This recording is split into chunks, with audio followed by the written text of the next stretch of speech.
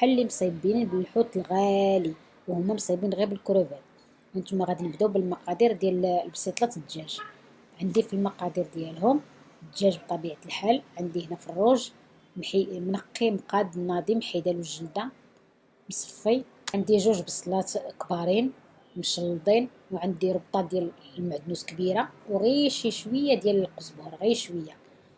عندي هنا في العطريه الملحه بطبيعه الحال، البزار معلقه صغيره، راس معلقه ديال العرق الخرقوم، معلقه صغيره ديال السكنجبير، وشي شويه ديال الزعفران شعره. عندي هنا شويه ديال القرفه مطحونه، الا ما عندكمش مطحونه يمكن لكم ديروا عويد، وعندي زيت الزيتون، يمكن لكم ديروا الزيت العاديه زيت المائده. كنقطع دابا البصله ونقطع المعدنوس ونتلاقى باش نوريكم اشنو غادي ندير. طبيعه الحال كتكون مقطعه مربعات كبيره